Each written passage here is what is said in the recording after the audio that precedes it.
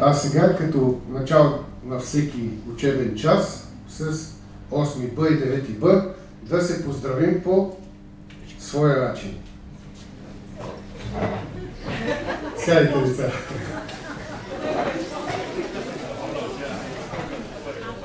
Това, което прозвуча, беше нашият училищен звънец, така звъни нашият звънец в гимназия Васил Левски, град Бургас. Всеки ден по 14 пъти, даже може би по 28 за начало на часа и за край на часа. 7 часа първа смяна и 7 часа втора смяна. Децата чуват химна на нашето училище, в който се пее на дякона с посоката му да вървим. Дякона Васил Левски. Споменавам Васил Левски, защото той ще е в края на днешната ми лекция. Аз се подготвих за часа, но осъзнавам, че тук сме извън своето традиционно място за провеждане на час, извън училище. Изнесохме този урок навън, но той ще се опитам да протече приблизително така, както протича в училище. В училище, разбира се, има много повече диалог. Тук отпред съм застанал сега аз и ще изнасям лекция на обявената тема. Какво, защо и как празнуваме на Рождество Христово. Но в тази обстановка, където сме такава смесена публика, най-различни хора, нещата ще протекат по по-различен начин. И ще си взема сега помагалата, които съм си приготвил. Разделил съм, условно разделение, разбира се, това, което ще говоря, което ще ви кажа на всички вас днес тук, които са събрани. Разделих си лекцията на две части, ако мога така да се изразя. И голяма част от това, което ще ви говоря, е по история, но 9Б в момента имат история и аз съм госпожа Азманова. И взел съм нейните функции. Така че с 8Б караме литература, а по литература ще взимаме и ще говорим за Библията като културен феномен и за всички тези истории от Библията, които са включени в програмата по литература за 8 клас. Затова съм си донесъл и тази голяма черна книга, която се нарича Книги. В превод Библия от гръцки език е просто книги. Множествено число на думата книга. Библио е книга, единствено число. Първата част на урока ми. Когато започваме с Библията в 8 клас, се предполага, че часовете по литература ще изучаваме литература. В книгата Библия има литература, има много истории, които са поучителни и има какво човек да научи от тях. Историята на света. Един от начините, по които може да се погледне на историята на света, е като история на робството. И на това ще бъде посветена първата ми част. И понеже тук имам и такава млада публика, ще си позволя един такъв варваризъм, че днес съм настроен критично, т.е. хейтърски. Те така говорят с езика на поробителя, говорят с езика на победителя. И така взех идеята, че историята на света е история на робството от книгата на доцент Николай Гочев "История София". Ще ви зачита малко от нея. Робството в историята. Историята на света може да се разкаже като история на борбата с робството. Историята на евреите започва с робството им в Египет, откъдето ги извежда Моисей, казва доцент Николай Гочев, който е превел целия Аристотел с български термини, с славянски думи, вместо другия превод на Аристотел, който държи на латинските термини. Значи, войната, латиница, кирилица, славянство, запад не е от днес и не е от вчера. Тя е от 1000 години тази война. И сега ще взема Библията и ще ви прочита местата, където в нея се говори за робството. Как ще стигна от робството до празника Рождество Христово е моята основна днешна идея и тема. 2 глава Моисеева изход. Моисей, 9 клас, спомняте ли си кой беше? Не искате да се изказвате. Няма да стане диалог. Притеснявате се. Моисей е водачът на еврейския народ, който ги извежда от робство. Тоест един народ е робски народ в друго царство. Фараоните, царете на древен Египет, са имали нужда от работна ръка. Винаги всяка империя, всяко царство е имало нужда от хора, които да му работят. И еврейският народ, целият народ, предполага се, че десетки хиляди души са били това, са пребивавали в робство. Това робство е било от този вид робство, което са осъзнавали абсолютно, че са роби. Защото учим с 8 и с 9 клас миналата година за Елада, Древна Гърция. Имали ли са древните гърци, гражданите на полисите, на градовете държави, свои роби? Имали ли са? Да или не? Да. Те не са могли да си представят живота без свои роби, без хора, които да им работят за хляба и водата. Това е.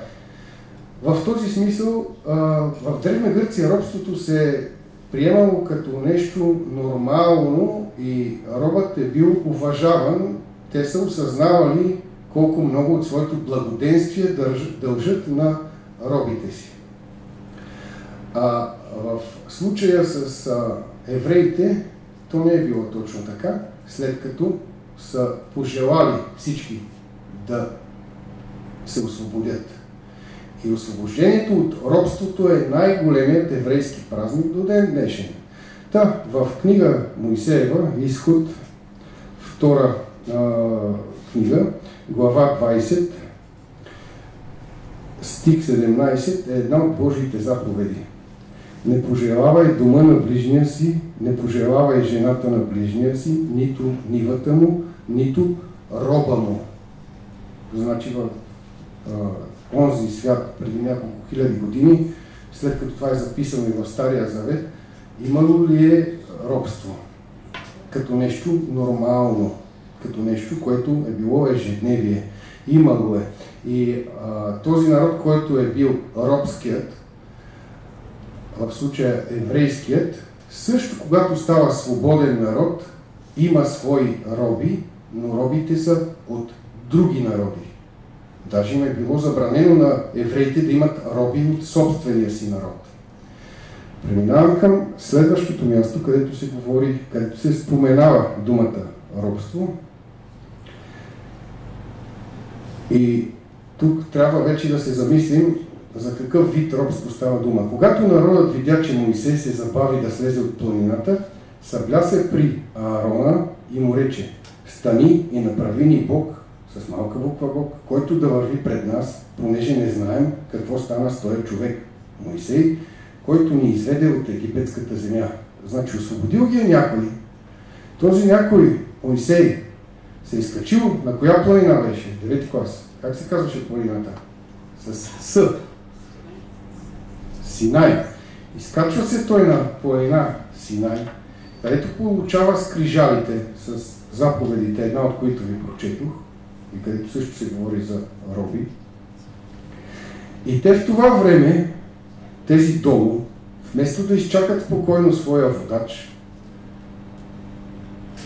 Аарон им каза: извадете златните обици от ушите на жените си, на синовете си и на дъщерите си и ми ги донесете. И всички извадиха златните обеци от ушите си и ги донесоха на Арон. Той ги взе от ръцете им и направи от тях излян телец и го обдяла с длето. Какво означава телец? Бик. Златен бик. Защо са си направили тези, които чакат Моисей, идол? Защо са си изработили тази фигура? Това е причината. Хайде, госпожо Мелнико. Защото човек не понася да е свободен. Защото много от тях са били с робско съзнание и колко време им е трябвало, за да стигнат до обещаната земя, където да бъдат свободни, да бъдат народ със своя държава. Народ със своя държава. Колко време?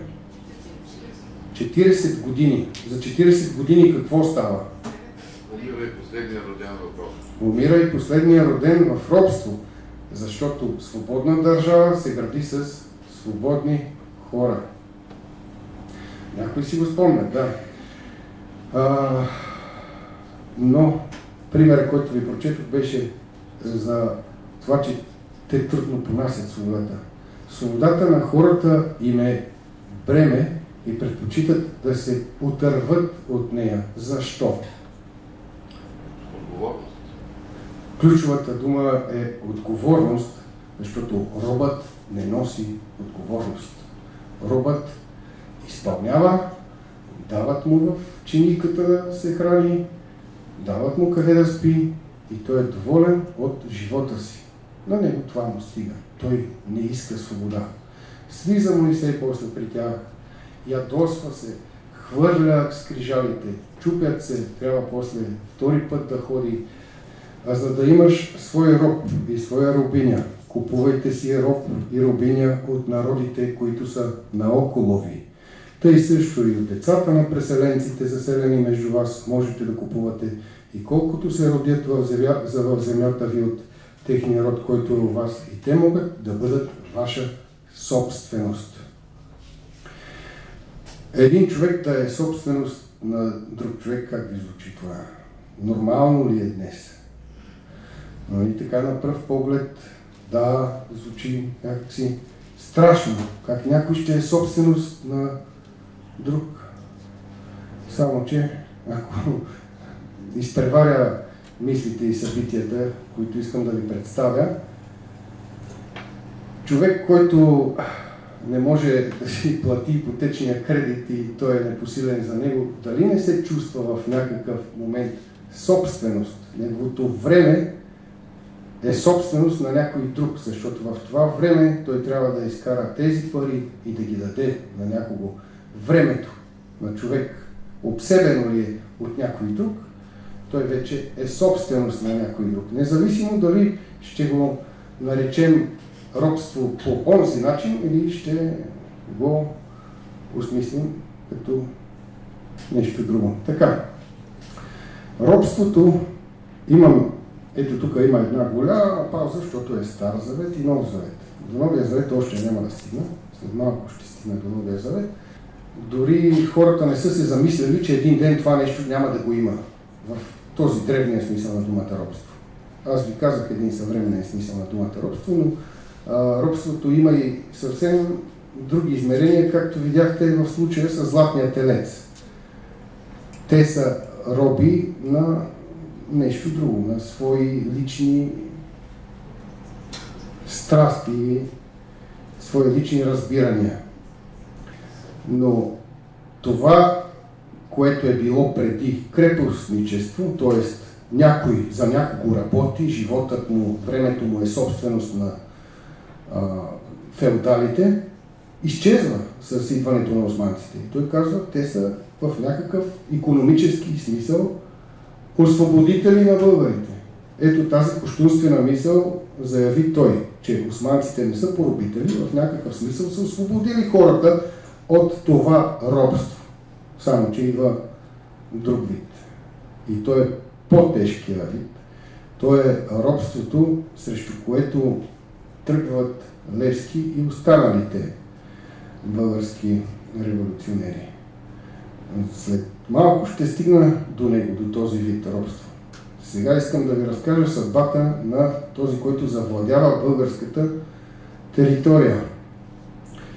Султан Баязид е още от дивите султани, защото те с течение на времето се женят за европейски принцеси, за северни жени, светли. Всеки следващ султан е все по-европеец, по външен вид, като антропология, като човек, и приемат все повече реформи, с които дори през 1832, ако не се лъжа, въвеждат едни закони, с които раята вече добива повече права.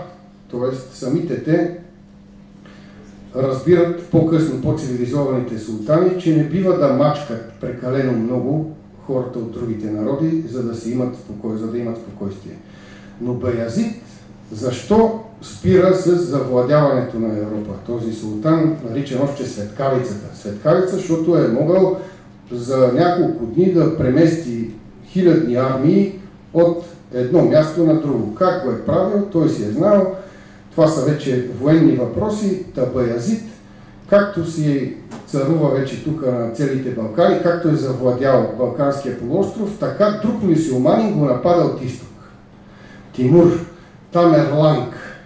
Тамер с куция крак. Той е покуцвал така. И този Тимур е монголец. Също мюсюлманин. Един мюсюлманин напада друг мюсюлманин. Както по-късно едни християни нападат други християни. Тоест въпросите с религията са малко по-особени. И Баязид отива да се бие на изток в територията на Османската империя с Тимур. Тимур побеждава в една битка край Анкара, взима в плен султан Баязид, поробителя на българите, и го превръща в свой личен роб. В такъв роб, че е трябвало да живее в клетка, жената на Баязид да му служи като подпиралка, така с ръката да се подпира на нея всяка сутрин, или да си сложи крака върху гърба й, тя на колене, а самия бивш император на голямата Османска империя трябвало да лъска чепика на Тимур. Той нарочно го е унижил така, защото робството е унижение в този вид. Абсолютно унижение. И 8 месеца е издържал сърцето му на Баязид да живее по този унизителен начин, като роб. От поробител самият той се превръща в роб. Тези 500 години, в които България няма своя държавност, са наричани турско робство. Първо, терминът турско не е съществувал до 1923 година. От година на година, за съжаление, все по-малко се говори за тези неща и все повече се говори за някакви чужди празници. Все повече се говори за някакви чужди герои. И събарянето на паметника, което започва преди 2-3 дни, всъщност е отнемане на памет. А всяко отнемане на памет води до забрава и до ново робство. Отнемеш ли паметта на един цял народ, този народ има нехубава съдба. Турско робство е наречено нещо, с което се заядоха. Само че аз съм съгласен да се нарича турско робство и османско робство поради една основна причина. Сега ще ви прочита от книгата на Иван Хаджийски, този, за когото започнах и не се доизказах. Човек живял в първата половина на 20 век, първият български социолог, и негов паметник има в центъра на град Троян, как е застанал до своя велосипед. Не че се отъждествявам с него, нали, с моето колело, но и аз съм си правил такива дълги пътешествия с колелото, но той е изобразен с колелото си, защото е обикалял селца и градчета и е събирал българско народно творчество, събирал е българската вложена в гените на народа мъдрост, тази, която трудно нещо изкоренява и едва ли имат шанс срещу народа, всички, които са тръгнали дори днес срещу народа си, Иван Хаджийски е автор на две книги. Едната се нарича "Бит и душевност на нашия народ", а другата е "Оптимистична теория за българския народ". Тя е том първи, тези две книги. Оптимистична теория. Оптимизъм има у него. Отбелязал съм си, това е енциклопедия, много неща могат да се прочитат, отбелязал съм си някои моменти. Изследователят е проучил, социологът и изследователят на българската душа Иван Хаджийски е проучил въпроса как българите са били роби по времето на османската власт. Данъците преди априлското въстание решително не са били непоносими. Известни злоупотреби при събиране на данъците били възможни в по-затънтени краища и почти били изключени в местата, където избухна въстанието, защото там винаги българщината е била будна и не е позволявала такива безобразия, поне малко преди въстанието. При това десятъкът като натурален данък, 10% от доходите, е най-поносимият вид облагане, предвид безпаричността на селянина, поради което бе запазен дълги години и в свободна България. Смешно е да се говори за системен произвол от страна на турската администрация. Какъв произвол е имало в един калофер, например, където всеки изпратен инспектор, той използва друга дума, аз се усъвремених, мюдюрин, е треперял да не засегне нещо старците, старите българи, защото достатъчно било те да напишат 2 реда до Цариград, за да изтине мястото му и той да си замине.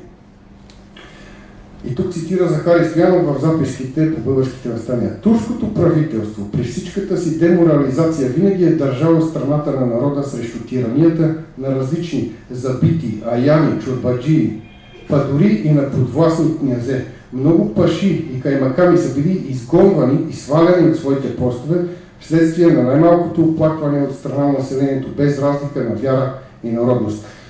Връщам се към идеята. Какво робство е това, в което животът е подреден, в което никой не е главен, защото те си произвеждат достатъчно храна и живеят достатъчно свободно в ежедневен смисъл.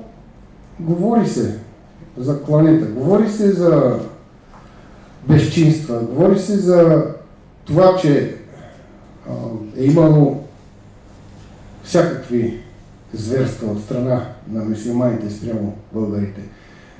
Но в общ план през тези 500 години никой не е бил в онзи смисъл роб, в който ви прочетох за еврейското робство, в онзи смисъл роб, в който Султан Баязид е станал роб на някого, собственост, животът му да е собственост на друг. И тогава стигаме до въпроса, а какъв вид робство е? Защото пак казвам, съгласен съм с думата робство. Какъв вид робство е това? Защо го наричаме робство? Духовната страна. Един човек, говорещ български език, принадлежащ към българския етнос, живее в държава, където официалният език е друг. Един християнин живее в една държава, която дори да е разрешила 1832 година да се строят по-високи храмове от Турчин на кон, все пак той е бил част от мюсюлманска страна, страна, в която официалната религия е друга. И Левски, както каза и Любо Котев, е предимно духовник. И Левски, преди да бъде обесен, се е изповядал при свещеник. Той си е изчистил душата с изповед преди смъртта. И Левски си е посветил живота на борбата, както се изразиха тук, на кръста срещу полумесеца. Това е робството, което е в душата на хората. Сега, Кой е езичник, кой е вярващ, кой е атеист, това е друг въпрос. Но България съществува като България до днес, смятам аз, благодарение на православието си. Благодарение на тази християнска духовност, която е нещо чудесно, ама ако няма чудо, тя не би оцеляла. Но има договори, които се спазват не десетилетия, а векове. Има договори, които народонаселението не знае. Има договори на много високо равнище, които са си валидни до ден днешен, но ние просто не подозираме за тях. И един от най-жестоките такива договори, с който България започва да бъде подчинена, т.е. започва пълзящото робство на Запада към нас, е Ньойския мирен договор за мен. Това е договор, сключен през 1919 година. И той е ужасен с репарациите си за стотици години напред. И той едва ли е спрял да действа в някакъв план, който ние като простолюдие не подозираме. Това пълзящо робство е част от следващия ми етап от днешната лекция, в който вече ще започна с Новия Завет и с това какво всъщност празнуваме и защо не го празнуваме по начина, по който трябва да го празнуваме. Евангелие от Лука, глава 2. През ония дни излезе от Кесаря Августова заповед. Кесаря е императора на Римската империя, този, който е владеел всички тогавашни земи и тук, и в Близкия изток. Да се направи преброяване по цялата земя. Значи едно преброяване на населението трябва да се направи. Това преброяване беше първо, когато Кирини управляваше Сирия и отиваха всички да се записват всеки в своя град. Значи трябва да се преберат по родните си места Николай, за да се преброят. Чета ви какво се празнува на 25 декември. Трябва сега много внимателно да ме слушате, спрете да ме иле с приказките. Като в час сме тук, да знаеш. Тръгна и Йосиф от Галилея, от град Назарет, за Юдея, за града Давидов, наречен Витлеем, понеже беше от дома и рода Давидов. Тоест Йосиф е съпругът на Пресветата Дева Мария, който се жени за нея, за да не говорят хората, че жена без мъж е родила дете.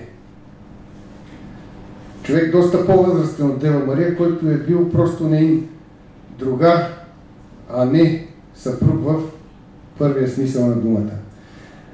За да се запише с Мария, сгодената за него жена, която беше непразна. Дали на какво значи непразна жена? Временна, значи. А когато бяха те там, дойде и време да роди по пътя. И роди своя син първенец, пови го и го положи в ясли, защото нямаше за тях място в странноприемницата. Какво означава ясли? Някой знае ли ясли какво са? Мястото, където се хранят животните. Придвижвали са се с животинска сила и животните трябва да бъдат прибрани в помещения. Тези помещения имало ясли, там където са им давали сеното, храната. В тая същата страна имаше пастири, които нощуваха на полето и пазеха нощна стража при стадото си. И ето яви се пред тях ангел Господен и слава Господна ги осия и се изплашиха твърде много. И рече им ангелът: не бойте се, ето благовестил ви голяма радост, която ще бъде за всички човеци, защото днес ви се роди в града Давидов Спасител, който е Христос Господ. Защо сега казваме, че идва 2024 година? От какво броим? От кой момент броим? От раждането на Христос. Дали сме в България, дали сме в Нова Зеландия, която се намира някъде долу, не знам колко хиляди километра, дали сме в Австралия, независимо в коя част на света сме, дори китайците, които ползват китайски календар, не вярвам в официалните си документи да пишат китайска година. не вярвам мюсюлманите да пишат мюсюлманска година, не вярвам някакви с друго летоброение да си пишат своето летоброение. Тоест, малко или много, 2023 е навсякъде в целия свят, малко или много 2024 ще настъпи в целия свят и ние ще празнуваме просто Рождество Христово. А не Коледа, което е от латинската дума календи, което е свързано с думата календар, същия корен. Не Санта Клаус, който е там джингали, Амери Крисмас и някакви подобни американизирани неща, а ще празнуваме, ще отбележим по един непристоен начин, защото ще влезем всички в моловете и в магазините и насам там, за да похарчим едни луди пари за всякакви неща, защото сме научени да го правим от тези, които победиха България преди 30 и няколко години в студената война. Тези, които побеждават, винаги подчиняват другите. Тези, които побеждават, налагат своите празници. Тези, които побеждават, носят своята култура. Вие в ушите си, в слушалките си пускате англоязична музика. Вие носите дрехи Ванеса, на които пише нещо Let me overthink, не мога да го прочита, на някакъв варварски за мен език. И ако започна с примерите тук, колко много надписи има на завоевателите, няма да спра до утре да ви говоря на тази тема. И не че го наричам ново робство, ви карам да се замислите по въпроса какво и как се празнува. Защото това, което тук прочетох преди малко, раждането на Бога човека, който променя принципите от Стария Завет. Казва им, не отмъщавайте. Казва им, край на око, зъб за зъб. Казва им, ако имаш две ризи, дай едната на ближния си. Ние затова ставаме по-благотворителни и даваме повече и участваме в всякакви благотворителни кампании през тези декемврийски дни, защото идва оттам води началото си да се замисляме за по-нещастните хора на този свят. Същото нещо подобно е разказано и в Евангелие от Матея, в двете Евангелия, а тук съм си отбелязал още съвсем малко, тук съм си отбелязал на послание до Галатяни от апостол Павел на глава 3, стих 28, какво съобщава той, ученикът на Христос, на всички. Няма вече юдеин, ни елин. Какво означаваше елин? Грък. Няма роб, ни свободник, няма мъжки пол, ни женски, защото всички вие едно сте в Христа Исуса. Христос слага край на робството, но не в физическия смисъл на думата, а в чисто духовния смисъл на думата. И празникът, който идва, е празник не на тялото, а на душата ни. И няма никакъв смисъл да се броят 7 ли са, 9 ли са на брой постните ястия, защото и това е вид езичество, останало ни от някога. И защото това езичество е много здраво вкоренено в нашата култура, до виждане на заминаващите си. А вие, преди да си заминете, деца, чакайте една дума само да ви кажа. Не използвайте да се митнем, да деливърна, сайдай, не бъдете туземци, довиждане. Вие знаете ли какво е туземец, ученици мои? Ами не бъдете туземци, моля ви се. Борбата за свобода е непрекъсната, никога не е приключвала. Само трябва да разберете свободата правилно, да разберете духовния смисъл на думата свобода. Кого да освобождаваш днес, ако не себе си? От лошите навици, от страстите, от страха, от езичеството, което съдържа и страха, и страстите. Освободиш ли себе си, тогава свободата на целия свят спира да ти бъде интереса, защото хиляди около освободения човек се спасяват. И ще завърша с разликата между две думи. Думата, която използвах от самото начало, роб, и за която говорих толкова много време, и думата раб. Една буква разлика, а колко много различен смисъл. Раб. Коя дума е от същия корен? Работа. Работник. Съработник на Бога.